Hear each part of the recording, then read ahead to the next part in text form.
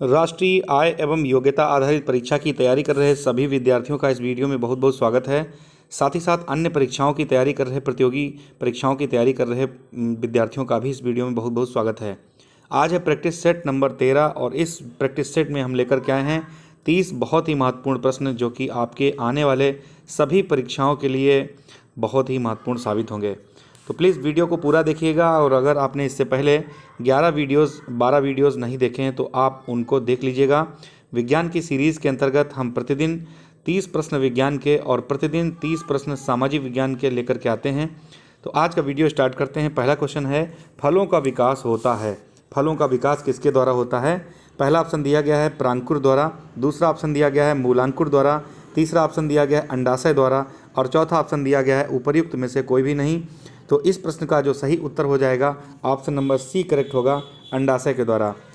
जबकि मूलांकुर के द्वारा जड़ों का विकास होता है। ये भी आप याद रखिएगा, या तो फलों का विकास पूछा जाएगा या फिर जड़ों का विकास पूछा जाएगा। तो फलों का विकास अंडाशय के द्वारा होता है जबकि जड़ों का विकास मूलांकुर द्वारा होता है। इस तरीके से इस प्रश्न का ऑप्शन नंबर सी करेक्ट हो जाएगा। अगला प्रश्न है, जड़ों का विकास होता है। पहला ऑप्शन है प्रांकुर द्वारा, दूसरा ऑप्शन है मूलांकुर द्वारा, तीसरा ऑप्शन है तने के द्वारा या फिर चौथा ऑप्शन है पत्ती के द्वारा। तो जो जड़ों का विकास होगा वो होता है, इसका जो सही आंसर हो जाएगा मूलांकुर के द्वारा। ऑप्शन नंबर बी इसका बिल्कुल करेक्ट होगा। आगे बढ़ते हैं। अगला प्रश्न है, पके हुए आम का खाया जाने वाला भाग कौन सा होता है? पके हुए आम का खाया जाने वाला जो भाग होता है, पहला ऑप्शन है फल भित्ति, दूसरा ऑप्शन है मध्य भित्ति, तीसरा ऑप्शन है अंतः भित्ति और फिर चौथा ऑप्शन है डी यानी कि बाह्य भित्ति। तो पके हुए आम का जो फल खाया जाता है, जो भी भाग खाया जाता है, ऑप्शन नंबर बी होता है, मध्य भित्ति खाई जाती है। तो इस प्रश्न का ऑप्शन नंबर बी करेक्ट हो जाएगा। आगे बढ़ते हैं, अगले प्रश्न की तरफ चलते हैं और अगला प्रश्न है, पत्तियों में भोजन किस रूप में इकट्ठा होता है? पत्तियों में भोजन किस रूप में एकत्रित होता है? पहला ऑप्शन है प्रोटीन, दूसरा ऑप्शन है वसा, तीसरा ऑप्शन है खनिज तत्व और चौथा ऑप्शन है स्टार्च। तो पत्तियों में भोजन जो होता है वो स्टार्च के रूप में एकत्रित हो जाता है। तो इस तरीके से इस प्रश्न का जो सही आंसर है ऑप्शन नंबर डी करेक्ट होगा, स्टार्च। अगला प्रश्न है, पौधे हमें किस क्रिया के द्वारा ऑक्सीजन प्रदान करते हैं? पौधे हमें किस प्रक्रिया के द्वारा ऑक्सीजन प्रदान करते हैं? पहला ऑप्शन है श्वसन, दूसरा ऑप्शन है परिसंचरण, तीसरा ऑप्शन है उत्सर्जन और चौथा ऑप्शन है प्रकाश संश्लेषण।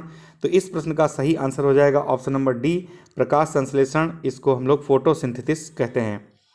नेक्स्ट क्वेश्चन है, वृद्धि के कारण जीव में परिवर्तन होता है।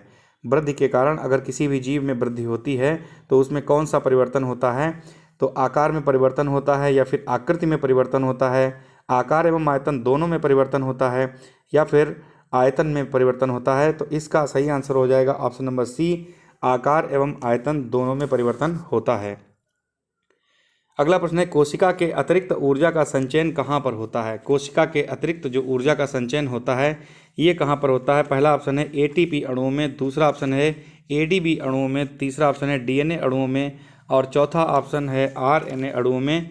तो इस प्रश्न का जो सही उत्तर हो जाएगा एटीपी अणुओं में होगा। ऑप्शन नंबर ए बिल्कुल करेक्ट हो जाएगा।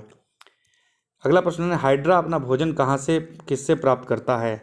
हाइड्रा अपना भोजन किससे प्राप्त करता है? पहला जो ऑप्शन है वो है कूटपाद के द्वारा, दूसरा ऑप्शन है मुख के द्वारा, तीसरा ऑप्शन है स्पर्शकों के द्वारा, चौथा ऑप्शन है चोंच के द्वारा। तो ये इसका जो सही आंसर हो जाएगा ऑप्शन नंबर सी करेक्ट होगा, स्पर्शकों के द्वारा।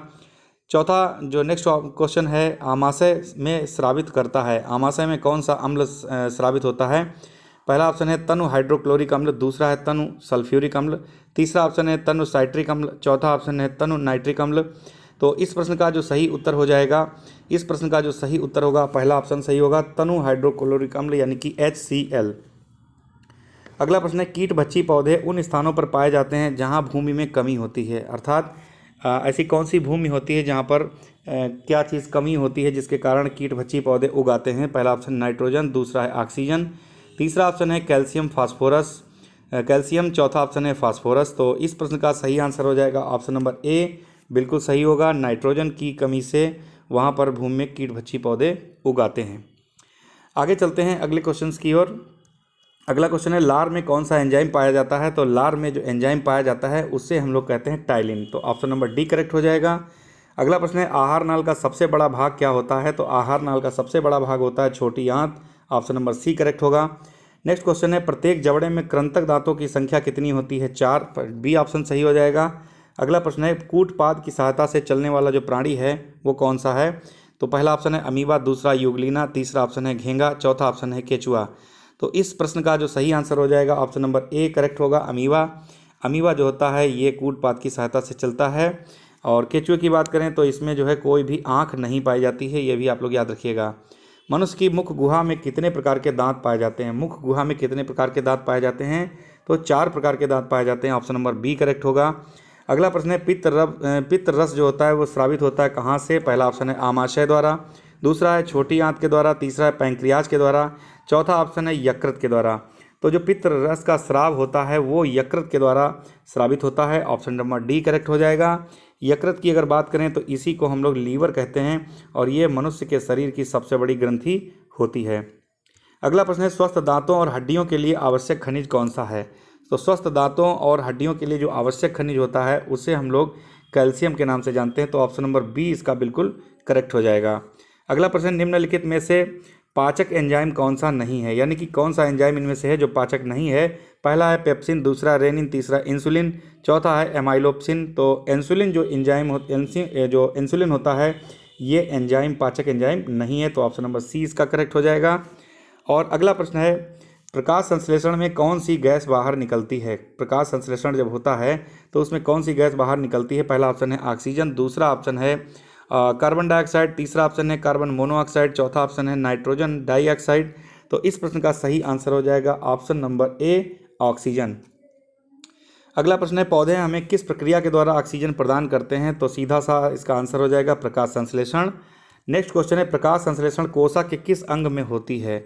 यानी कि प्रकाश संश्लेषण जो होता है ये कोशिका के किस अंग में होता है? पहला ऑप्शन है माइटोकॉन्ड्रिया, दूसरा ऑप्शन है अंतः प्रदव्य जालिका, तीसरा राइबोसोम, चौथा ऑप्शन है हरित लवक। तो जो प्रकाश संश्लेषण होता है ये कोशिका के हरित लवक में होता है। ये ऑप्शन नंबर डी इसका करेक्ट हो जाएगा। जबकि प्रोटीन का संश्लेषण करने का काम राइबोसोम करता है। और माइटोकॉन्ड्रिया की बात करें तो ये कोशिका का पावर हाउस कहलाता है, यानी कि बिजली घर कहलाता है। अगला प्रश्न है प्रकाश संश्लेषण के लिए आवश्यक क्या है? तो प्रकाश, ध्वनि, उच्च ताप या फिर उच्च दाब। तो प्रकाश संश्लेषण के लिए प्रकाश आवश्यक है। ऑप्शन नंबर ए करेक्ट हो जाएगा। अगला प्रश्न है पेड़ की पत्तियों का हरा रंग किसकी उपस्थिति के कारण होता है? अर्थात पत्तियों का जो रंग हरा होता है ये क्यों होता है? उसका मुख्य कारण होता है क्लोरोफिल। ऑप्शन नंबर सी इसका करेक्ट आंसर हो जाएगा। और अगला प्रश्न है अवायवीय श्वसन में ऑक्सीजन क्या होती है? बाहर जाती है, या फिर कार्बन डाइऑक्साइड बाहर जाती है, या फिर कार्बन डाइऑक्साइड अंदर आती है, या फिर ऑप्शन डी ऑक्सीजन अंदर आती है। तो इस प्रश्न का सही आंसर हो जाएगा option number B. Option number B correct हो जाएगा, यानी कि कार्बन डाइऑक्साइड जो गैस होती है ये बाहर जाती है। अगला प्रश्न है मछलियों में श्वसन अंग कौन सा होता है? तो मछलियों का जो श्वसन अंग होता है उसे गिल्स कहते हैं, आप लोग याद रखिएगा। ऑप्शन नंबर सी करेक्ट हो जाएगा। अगला प्रश्न है हरित लवक रहित पादप समूह कौन सा? यानी कि ऐसा कौन सा पौधों का समूह है जिसमें हरित लवक नहीं पाया जाता है? तो इसका जो सही आंसर हो जाएगा क्या हो जाएगा? ऑप्शन नंबर इसका सही होगा बी, यानी कि कवक। कवक में जो है हरित लवक पादप समूह रहित हरित लवक रहित पादप समूह है। अगला प्रश्न है श्वसन क्रिया में पौधे वातावरण की कौन सी गैस का उपयोग करते हैं? श्वसन क्रिया जब होती है तो पौधे जो होते हैं वो वातावरण की कौन सी गैस का उपयोग करते हैं? तो इसका ऑप्शन सही होगा, ऑप्शन नंबर बी करेक्ट होगा, कार्बन डाइऑक्साइड यानी कि CO2। और अगला प्रश्न है श्वेत रुधिर कणिकाओं का प्रमुख कार्य क्या है? जो WBC होती हैं इनका क्या काम होता है? तो इनका जो काम होता है ऑप्शन नंबर डी करेक्ट होगा, रोगों से शरीर की रक्षा करना, ये इनका प्रमुख काम होता है। तो ऑप्शन नंबर डी करेक्ट हो जाएगा।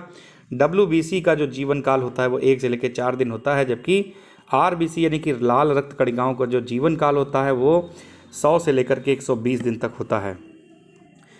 अगला प्रश्न है मनुष्य के हृदय में कितने कक्ष पाए जाते हैं? तो ऑप्शन नंबर सी इसका करेक्ट होगा, यानी कि मनुष्य का जो हृदय होता है उसमें 4 भाग होते हैं, 4 भागों में बटा होता है। इसी प्रकार से अगला भी प्रश्न है मानव हृदय में प्रकोष्ठों की संख्या कितनी होती है? तो इसका भी आंसर 4 होगा। अगले प्रश्न की तरफ बढ़ते हैं। अगला प्रश्न निम्नलिखित में से सर्वदाता रक्त समूह कौन सा है? सर्वदाता यानी कि यूनिवर्सल डोनर कौन सा होता है? तो ऑप्शन नंबर डी इसका करेक्ट हो जाएगा। ऑप्शन नंबर डी इसका करेक्ट होगा। ओ जो होता है ओ जो होता है वो इसका आंसर सही होगा, यानी कि ओ जो सर्वदाता समूह है उसमें कोई भी एंटीजन नहीं पाया जाता है, इसीलिए सभी को रक्त दे सकता है।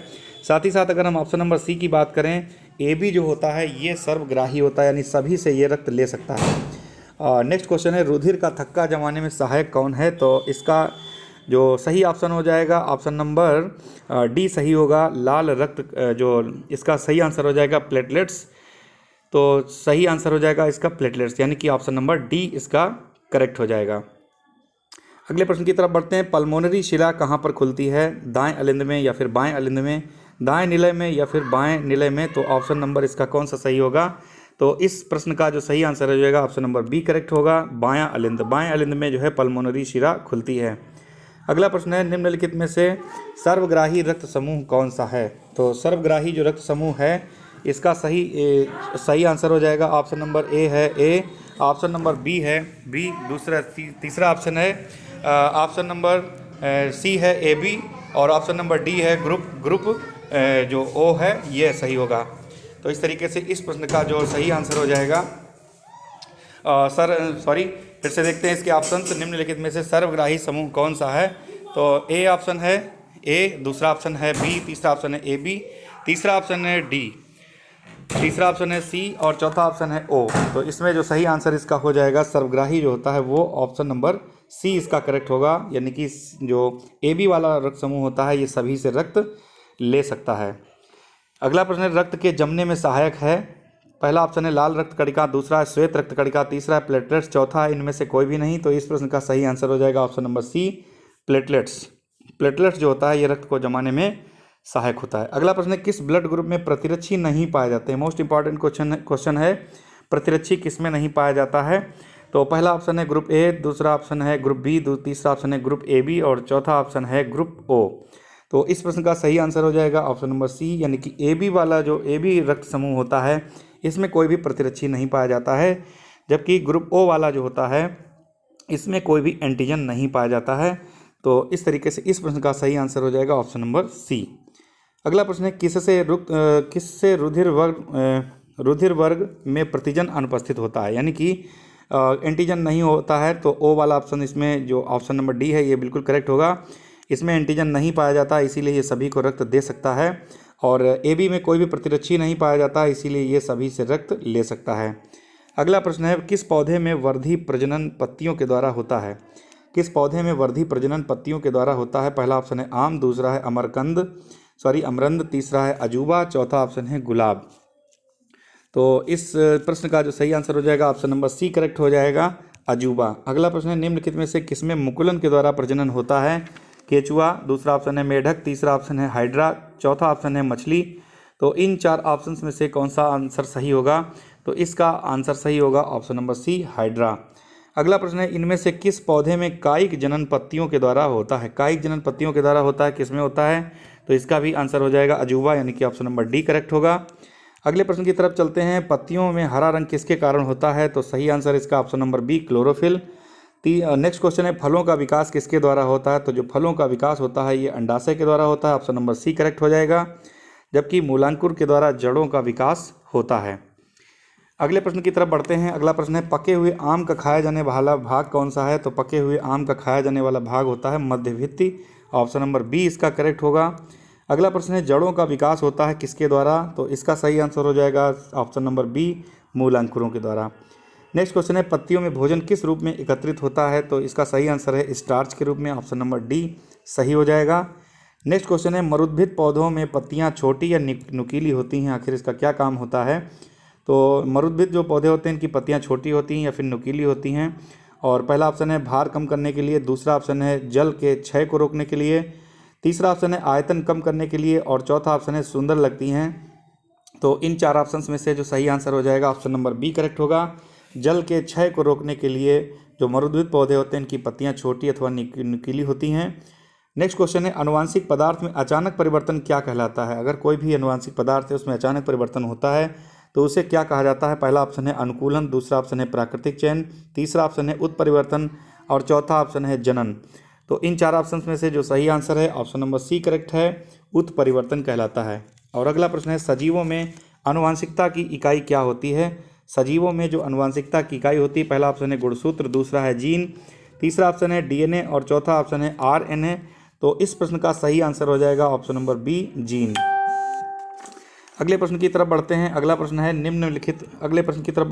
निम्नलिखित में से कौन मरुस्थलीय पौधा है? पहला ऑप्शन है आम, दूसरा ऑप्शन है जामुन, तीसरा ऑप्शन है कैक्टस और चौथा ऑप्शन है केला। तो इस प्रश्न का जो सही आंसर हो जाएगा, मरुस्थलीय जो पौधा होता है वो कैक्टस होता है। ऑप्शन नंबर सी इसका बिल्कुल करेक्ट हो जाएगा। अगला प्रश्न है प्रांकुर पौधे का कौन सा भाग है? पहला ऑप्शन है प्ररोह, दूसरा है मूल, तीसरा ऑप्शन है पत्ती, चौथा ऑप्शन है पुष्प। तो जो प्रांकुर होता है ये पौधे का प्ररोह होता है, यानी कि ऑप्शन नंबर ए इसका बिल्कुल करेक्ट हो जाएगा। नेक्स्ट क्वेश्चन है निम्नलिखित में से किसमें मुकुलन के द्वारा प्रजनन होता है? मोस्ट इंपॉर्टेंट क्वेश्चन है, बार बार ये प्रश्न पूछा जा रहा है वो, और इसका जो सही आंसर हो जाएगा ऑप्शन नंबर देख लेते हैं। पहला ऑप्शन है पैरामीशियम, दूसरा है केचुआ, तीसरा ऑप्शन है ईस्ट और चौथा ऑप्शन है राइजोपस। तो इस प्रश्न का सही आंसर हो जाएगा ईस्ट, ऑप्शन नंबर सी अंश का सही होगा। इसमें मुकुलन के द्वारा प्रजनन होता है। नेक्स्ट क्वेश्चन है वृद्धि के कारण जीव में परिवर्तन क्या कहलाता है? जीव के वृद्धि के कारण अगर जीव में परिवर्तन होता है तो ये किस में होता है? आकार में होता है, आकृति में होता है, आकार व आयतन दोनों में होता है या फिर केवल आयतन में होता है? तो इस प्रश्न का सही आंसर है ऑप्शन नंबर सी करेक्ट होगा, आकार एवं आयतन दोनों में। अगला प्रश्न है वात रंध्र का संबंध पौधे से ये किस पौधे में पाया जाता है? तो वात रंध्र जो होता है किस में पाया जाता है? पहला ऑप्शन है नागफनी, दूसरा ऑप्शन है शीशम, तीसरा ऑप्शन है अरहर और चौथा ऑप्शन है सरसों।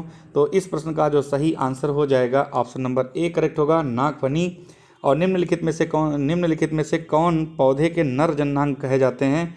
पहला ऑप्शन है वाय दल, दूसरा ऑप्शन है दल, तीसरा ऑप्शन है पुंकेसर और चौथा ऑप्शन है स्त्री केसर। तो इस प्रश्न का जो सही आंसर हो जाएगा ऑप्शन नंबर सी करेक्ट होगा, ऑप्शन नंबर सी करेक्ट होगा।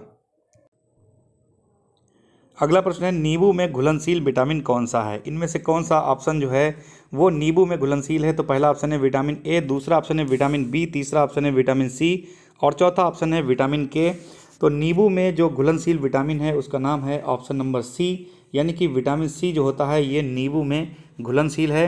अगर हम बात करें विटामिन सी की तो इसका नाम होता है, इसका रासायनिक नाम होता है एस्कार्बिक एसिड, एस्कार्बिक एसिड इसका नाम होता है। और इसका अगर हम विटामिन ए की बात करें तो इसका नाम रासायनिक नाम होता है रेटिनॉल। विटामिन बी का रासायनिक नाम होता है इसका नाम होता है थायमीन। और विटामिन के का जो रासायनिक नाम होता है नेफ्ताक्विनोन। तो इस तरीके से इन ऑप्शंस के हमने रासायनिक नाम भी आपको बताए हैं।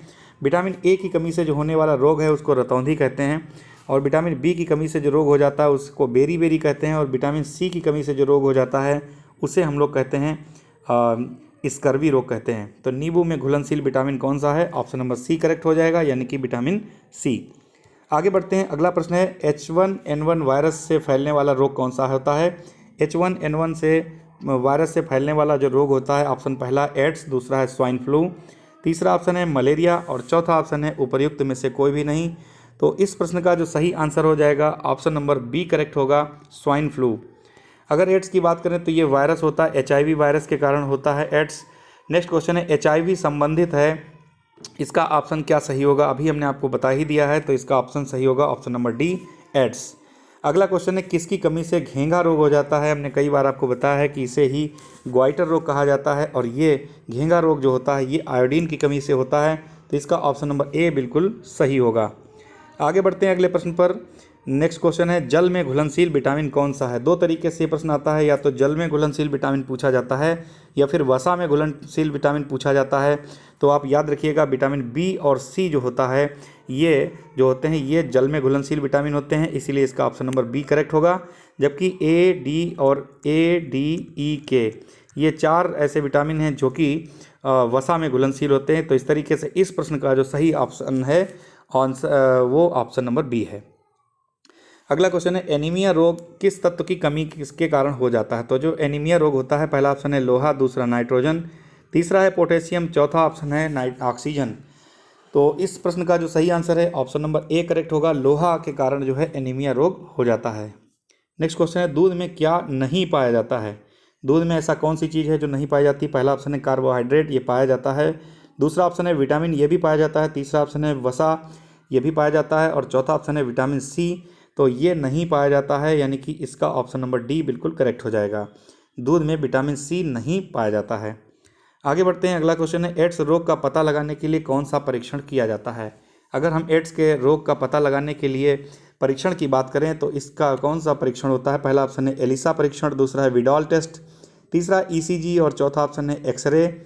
तो इसका जो सही आंसर हो जाएगा ऑप्शन नंबर ए करेक्ट होगा। एलिसा परीक्षण जो होता है ये एड्स का पता लगाने के लिए होता है, जबकि जो विडाल टेस्ट है ये टाइफाइड बुखार के लिए ये होता है, और ईसीजी की अगर बात करें तो ये मस्तिष्क की जांच के लिए होता है। तो इस तरीके से इस प्रश्न का जो सही आंसर है ऑप्शन नंबर ए बिल्कुल करेक्ट है। अगला प्रश्न है मलेरिया रोग किस मच्छर से फैलता है। मलेरिया रोग किस मच्छर से फैलता है। पहला ऑप्शन है नर क्यूलेक्स, दूसरा ऑप्शन है मादा क्यूलेक्स, तीसरा ऑप्शन है नर एनाफिलीज और चौथा ऑप्शन है मादा एनाफिलीज। तो इसका सही आंसर है ऑप्शन नंबर डी, मादा एनाफिलीज मच्छर के कारण जो है ये मलेरिया रोग हो जाता है। अगला प्रश्न है एड्स सर्वप्रथम किस देश में संज्ञान में आया था। सबसे पहले एड्स जो है किस देश में संज्ञान में आया था। पहला ऑप्शन है रूस, दूसरा फ्रांस, तीसरा अमेरिका और चौथा ऑप्शन है रक्त। तो इसमें जो सही आंसर हो जाएगा ऑप्शन नंबर सी करेक्ट होगा। अमेरिका में सबसे पहले एड्स पता लगाया गया था। आगे बढ़ते हैं, अगला क्वेश्चन है एड्स वायरस मानव शरीर में किससे पहुंच जाता है। पहला ऑप्शन है भोजन से, दूसरा ऑप्शन है चुंबन से, तीसरा ऑप्शन है पानी से या फिर चौथा ऑप्शन होगा रक्त से। तो इस प्रश्न का जो सही आंसर हो जाएगा कि एड्स जो होता है वो मानव शरीर में रक्त से पहुंच जाता है। तो ऑप्शन नंबर इसका डी बिल्कुल करेक्ट हो जाएगा। आगे बढ़ते हैं, नेक्स्ट क्वेश्चन है पीलिया रोग यानी जिसको जॉइंटिस हम लोग कहते हैं शरीर के किस भाग से संबंधित है। पहला ऑप्शन है गुर्दा, पहला ऑप्शन है गुर्दा, दूसरा है आमाशय, तीसरा ऑप्शन है फेफड़ा, चौथा ऑप्शन है यकृत यानी कि लीवर। तो जो जॉइंटिस रोग होता है ये लीवर में यानी कि लीवर से संबंधित है। तो ऑप्शन नंबर डी इसका बिल्कुल करेक्ट हो जाएगा। अगला क्वेश्चन है हर्पीज रोग का संक्रमण किससे होता है। हर्पीज रोग किससे फैल जाता है। पहला ऑप्शन है जीवाणु, दूसरा ऑप्शन है विषाणु, तीसरा ऑप्शन है कवक से, चौथा ऑप्शन है नीमेटोड से। तो इस प्रश्न का सही आंसर हो जाएगा ऑप्शन नंबर बी, विषाणु यानी कि वायरस से। अगला क्वेश्चन है किस विटामिन की कमी से रुधिर का थक्का बनना प्रभावित होता है, यानी कि रुधिर का थक्का नहीं बनता है। आखिर कौन सा विटामिन है। पहला ऑप्शन है विटामिन के, दूसरा ऑप्शन है विटामिन ए, तीसरा ऑप्शन है विटामिन डी और चौथा ऑप्शन है विटामिन बी। तो इस प्रश्न का जो सही आंसर हो जाएगा ऑप्शन पहला, यानी कि विटामिन के की कमी से रुधिर का थक्का नहीं बनता है। और विटामिन के का जो रासायनिक नाम है उसे कहते हैं नेफ्थाक्विनोन, जबकि विटामिन डी का जो रासायनिक नाम है उसे कहते हैं कैल्सीफेरॉल। विटामिन ए का रासायनिक नाम है रेटिनॉल और विटामिन बी का रासायनिक नाम है थायमीन। तो इस तरीके से इस प्रश्न का जो सही आंसर है ऑप्शन नंबर ए करेक्ट होगा। नेक्स्ट क्वेश्चन मोस्ट इंपॉर्टेंट है क्वाशरकोर रोग किसकी कमी से हो जाता है। पहला ऑप्शन है वसा और प्रोटीन, दूसरा ऑप्शन है कार्बोहाइड्रेट तथा प्रोटीन, तीसरा ऑप्शन है वसा, चौथा ऑप्शन है प्रोटीन। तो जो क्वाशरकोर रोग होता है ये प्रोटीन की कमी के कारण हो जाता है। तो ऑप्शन नंबर डी इसका करेक्ट हो जाएगा। नेक्स्ट क्वेश्चन है सिनकोना के किस भाग से मलेरिया की दवा बनाई जाती है। सिनकोना एक वृक्ष होता है और इसके किस भाग से मलेरिया की दवा बनाई जाती है। तो इसका सही आंसर हो जाएगा ऑप्शन नंबर सी, यानी कि सिनकोना की छाल से मलेरिया की दवा बनाई जाती है। अगला प्रश्न है मलेरिया परजीवी को नष्ट करने में प्रयुक्त औषधि कौन सी है, यानी कि मलेरिया का जो परजीवी होता है उसको नष्ट करने के लिए कौन सी औषधि काम में आती है। पहला ऑप्शन है क्लोरोक्विन, दूसरा ऑप्शन है एस्पिरिन, तीसरा ऑप्शन है मॉर्फिन और चौथा ऑप्शन है पेनिसिलिन। तो इस प्रश्न का सही आंसर है ऑप्शन नंबर पहला, यानी कि क्लोरोक्विन जो होती है मलेरिया परजीवी को नष्ट करने में प्रयुक्त की जाती है। आगे बढ़ते हैं, अगला क्वेश्चन है चिप्स बनाने वाले चिप्स की थैली में चिप्स के साथ नाइट्रोजन गैस भर देते हैं। ये भी बात सही है, नाइट्रोजन गैस भरी होती है। और नाइट्रोजन युक्त करने का प्रयोजन क्या होता है। पहला ऑप्शन है प्रतिऑक्सीकारक, दूसरा ऑप्शन है ऑक्सीकारक, तीसरा ऑप्शन है रंग कारक और चौथा ऑप्शन है सुगंध कारक घर। तो इसका जो सही आंसर होगा पहला ऑप्शन सही होगा, प्रतिऑक्सीकारक। अगला प्रश्न है विटामिन बी कॉम्प्लेक्स का सर्वोत्तम स्रोत क्या होता है, यानी कि विटामिन बी कॉम्प्लेक्स सबसे ज़्यादा किसमें होता है।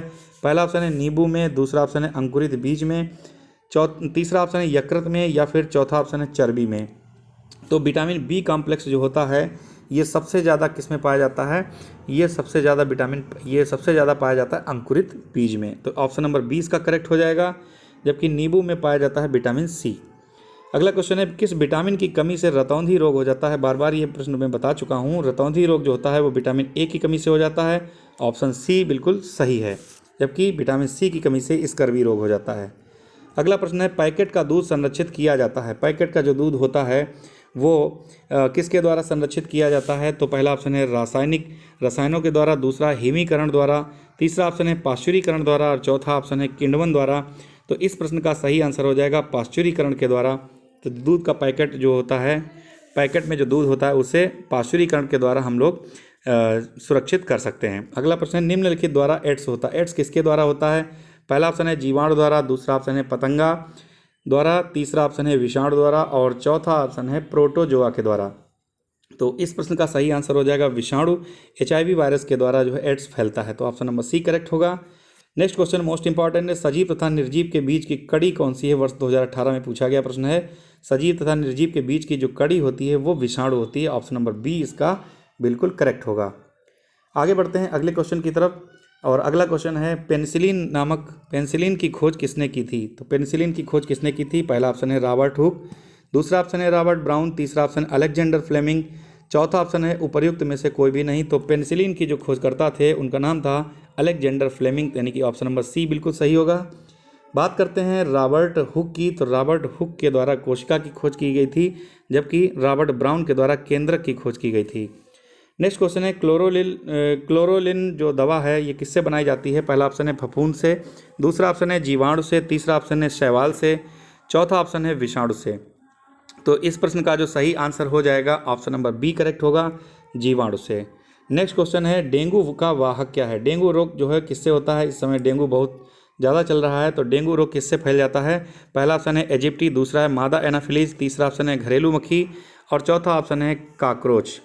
तो ये जो होता है डेंगू रोग जो होता है ये इजिप्टी से जो है फैल जाता है, इजिप्टी मच्छर से फैलता है, जबकि मादा एनाफिलीज से जो फैलता है ये मलेरिया होता है। आगे बढ़ते हैं, नेक्स्ट क्वेश्चन की तरफ चलते हैं और नेक्स्ट क्वेश्चन है, निम्नलिखित में से कौन सा रोग विषाणु के द्वारा नहीं होता है? विषाणु के द्वारा कौन सा नहीं होता है? पहला ऑप्शन है पोलियो, दूसरा है खसरा, तीसरा ऑप्शन है एड्स, चौथा ऑप्शन है क्षय रोग जिसको हम लोग टीबी के नाम से जानते हैं। तो विषाणु के द्वारा नहीं होता है, तो ऑप्शन नंबर डी यानी क्षय रोग जो होता है, टीबी जो होता है ये जीवाणु के द्वारा होता है।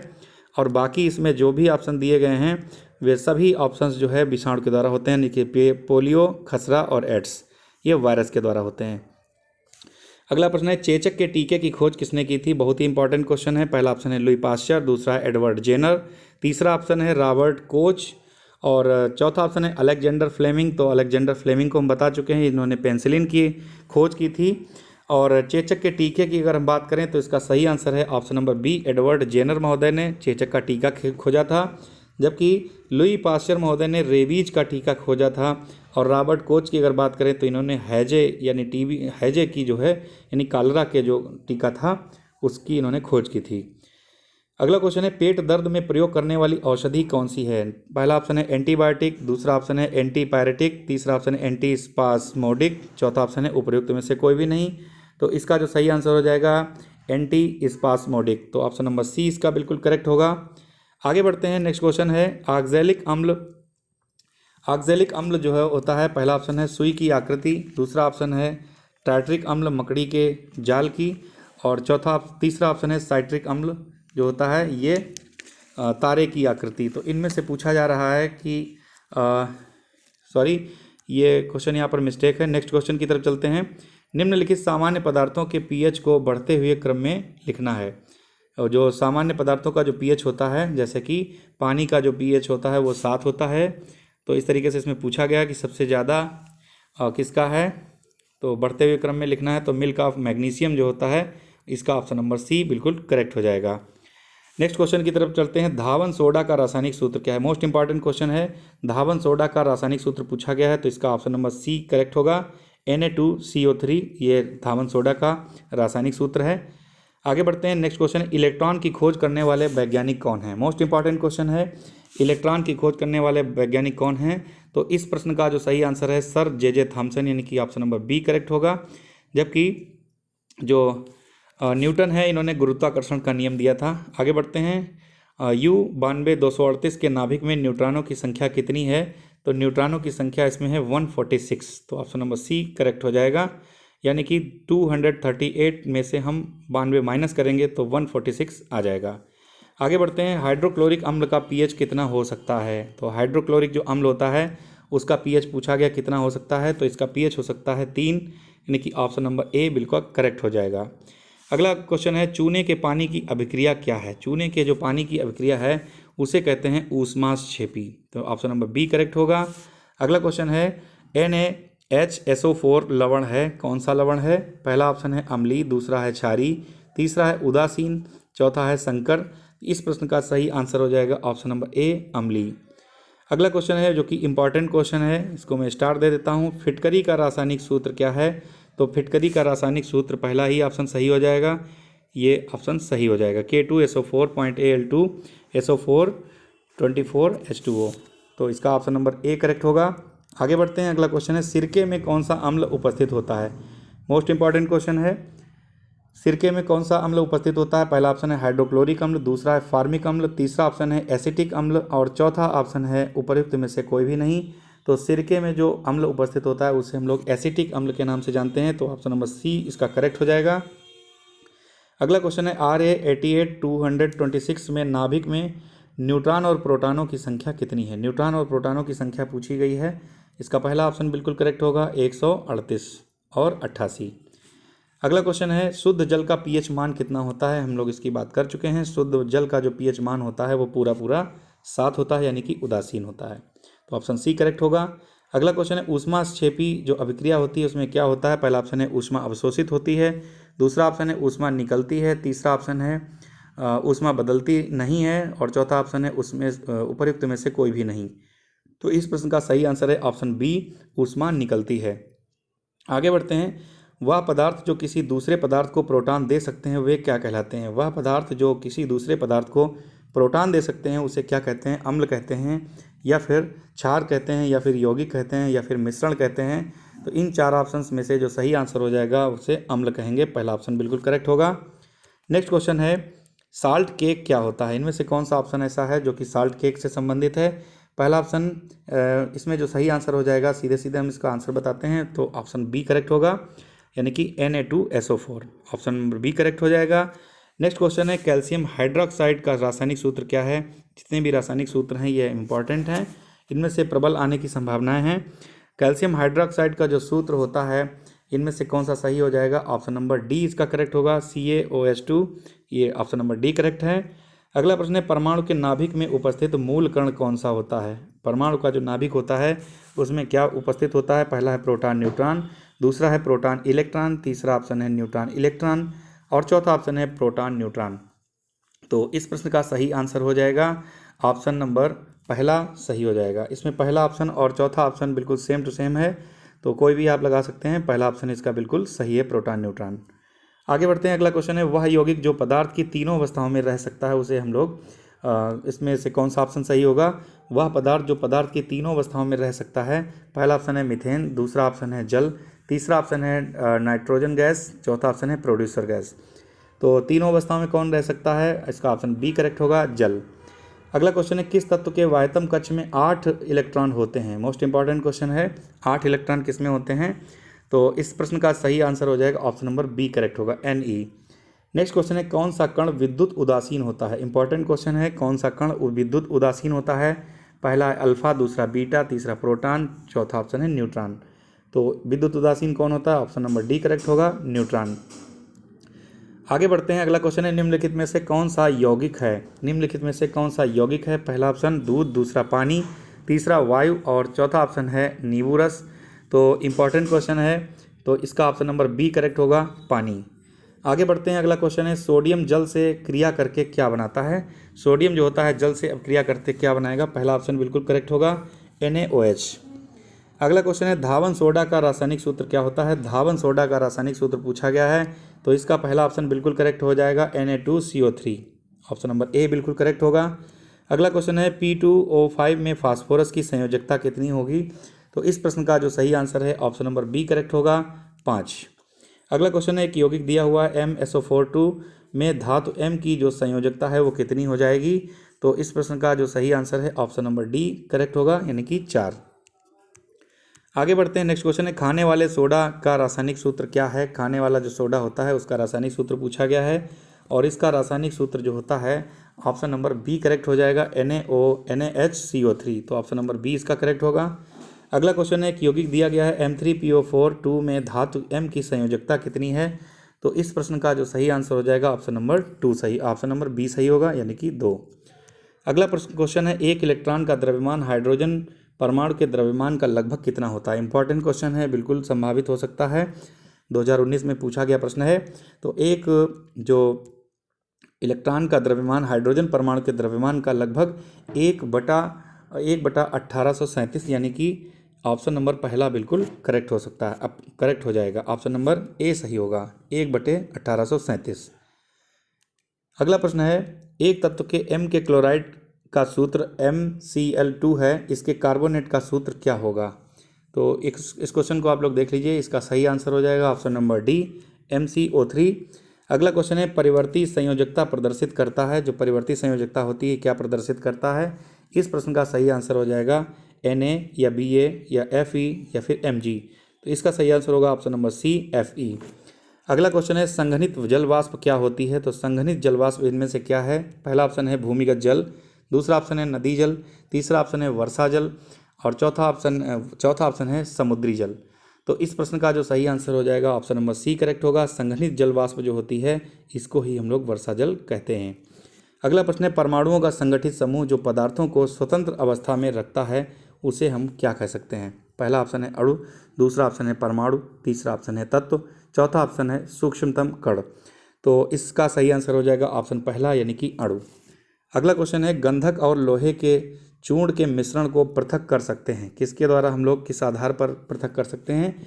यानी कि गंधक हो और लोहे का चूर्ण हो, उसका मिश्रण अगर हम लोग अलग करना चाहें तो किसके आधार पर इसको अलग कर सकते हैं? तो पहला ऑप्शन है विलेयता के आधार पर, दूसरा ऑप्शन है चुंबकत्व के आधार पर, तीसरा ऑप्शन है ऊर्ध्वपातन के आधार पर या फिर चौथा ऑप्शन गुरुत्वाकर्षण के आधार पर। तो इस प्रश्न का जो सही आंसर हो जाएगा ऑप्शन नंबर बी सही होगा, चुंबकत्व के आधार पर हम लोग इसको अलग कर सकते हैं। नेक्स्ट क्वेश्चन है, किस क्रिया के द्वारा गीले कपड़े धूप में सूख जाते हैं? बहुत ही अच्छा क्वेश्चन है, किस क्रिया के द्वारा गीले कपड़े धूप में सूख जाते हैं? पहला ऑप्शन है वाष्पन के द्वारा, दूसरा ऑप्शन है आसवन के द्वारा, तीसरा ऑप्शन है संघनन के द्वारा और चौथा ऑप्शन है क्वथन के द्वारा। तो इस प्रश्न का सही आंसर हो जाएगा ऑप्शन नंबर ए यानी कि वाष्पन के द्वारा। आगे बढ़ते हैं, नेक्स्ट क्वेश्चन है, लोहे में जंग लगने का प्रमुख कारण क्या है? लोहे में जंग किसके कारण लग जाती है? पहला ऑप्शन है हाइड्रोजन, दूसरा ऑप्शन है नाइट्रोजन, तीसरा ऑप्शन है ऑक्सीजन और चौथा ऑप्शन है नियान। तो लोहे में जंग लगने का जो प्रमुख कारण है वो है ऑक्सीजन, यानी कि ऑप्शन नंबर सी करेक्ट हो जाएगा। अगला प्रश्न है, बॉक्साइट किस धातु का अयस्क है? बॉक्साइट किस धातु का अयस्क है? बहुत ही इंपॉर्टेंट प्रश्न है। पहला ऑप्शन है सोडियम, दूसरा ऑप्शन है एल्यूमिनियम, तीसरा ऑप्शन है लोहा और चौथा ऑप्शन है कॉपर। तो इस प्रश्न का जो सही आंसर है ऑप्शन नंबर बी करेक्ट होगा, एल्यूमिनियम।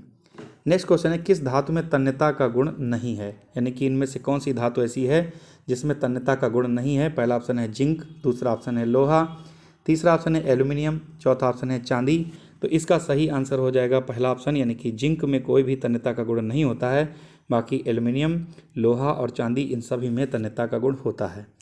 आगे बढ़ते हैं, अगला क्वेश्चन है, जंग लगने के प्रक्रम को कौन बढ़ाता है? पहला ऑप्शन है सामान्य जल, दूसरा ऑप्शन है नदी का जल, तीसरा ऑप्शन है समुद्र का जल और चौथा ऑप्शन है नम वायु। तो जंग लगने के प्रक्रम को कौन बढ़ाएगा? नम वायु जो होती है ये बढ़ाती है। तो ऑप्शन नंबर डी इसका बिल्कुल सही हो जाएगा। अगला प्रश्न है, बॉक्साइट इनमें से कौन सा है? पहला ऑप्शन दिया गया है, पहला, दूसरा, तीसरा, चौथा जो ऑप्शन है इसमें से जो दूसरा ऑप्शन है Al2O3 ये ऑप्शन बिल्कुल सही होगा, ऑप्शन नंबर बी करेक्ट होगा। अगला क्वेश्चन है, कौन सी धातु अधिक तीव्रता से ठंडे जल से क्रिया करती है? तो इस प्रश्न का जो सही आंसर हो जाएगा ऑप्शन नंबर सी सही होगा, Na। आगे बढ़ते हैं, अगला क्वेश्चन है, निम्न में मिश्र धातु कौन नहीं है? मिश्र धातु कौन सी नहीं है पूछा गया है। पहला ऑप्शन है पीतल, तो पीतल पता है तांबा और जस्ता से मिलाने से पीतल बनती है। दूसरा ऑप्शन है कांसा, तीसरा ऑप्शन है क्रोमियम और चौथा ऑप्शन है जर्मन सिल्वर। तो इस तरीके से इस प्रश्न का जो सही आंसर हो जाएगा ऑप्शन नंबर सी करेक्ट होगा, क्रोमियम जो होता है ये मिश्र धातु नहीं है। अगला क्वेश्चन है, कौन सी अधातु है पूछा गया है, तो सी ऑप्शन इसका सही होगा, सी। नेक्स्ट क्वेश्चन है, धातु का शोधन किसके द्वारा किया जा सकता है? पहला ऑप्शन दिया गया भर्जन द्वारा, दूसरा है विद्युत अपघटन द्वारा, तीसरा है प्रगलन द्वारा, चौथा है निस्तापन द्वारा। तो इसमें जो सही आंसर हो जाएगा ऑप्शन नंबर बी करेक्ट होगा, विद्युत अपघटन द्वारा। अगला क्वेश्चन है, निम्नलिखित में से सबसे क्रियाशील धातु इनमें से कौन सी है? तो सबसे क्रियाशील धातु है Na यानी कि सोडियम।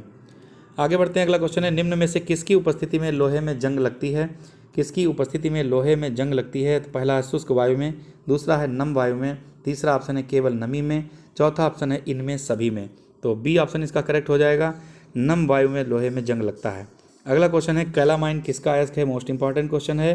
कैलामाइन किसका अयस्क है, तो ये जिंक का अयस्क है, तो ऑप्शन नंबर डी करेक्ट हो जाएगा।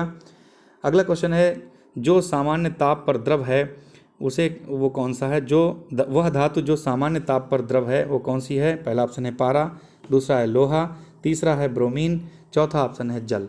तो इसका सही आंसर हो जाएगा पारा, ऑप्शन नंबर पहला बिल्कुल करेक्ट हो जाएगा। और आज का जो अंतिम क्वेश्चन है हमारा, कौन सी धातु मिट्टी के तेल में रखी जाती है, कौन सी धातु मिट्टी के तेल में रखी जाती है। पहला ऑप्शन है पारा, दूसरा ऑप्शन है सोडियम, तीसरा ऑप्शन है सल्फर और चौथा ऑप्शन है मैग्नीशियम। तो इनमें से जो सही आंसर हो जाएगा वो ऑप्शन नंबर बी होगा, यानी कि मिट्टी के तेल में सोडियम को रखा जाता है। इस तरीके से ऑप्शन नंबर बी इसका करेक्ट हो जाएगा।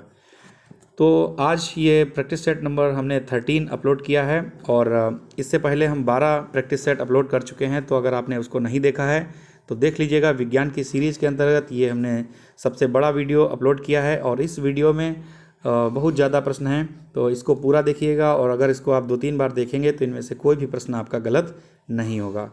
तो मिलते हैं जल्द ही सामाजिक विज्ञान के वीडियो में या फिर अन्य वीडियोज़ में। तब तक के लिए नमस्कार और चैनल को सब्सक्राइब कर लीजिएगा। Thank you all of you.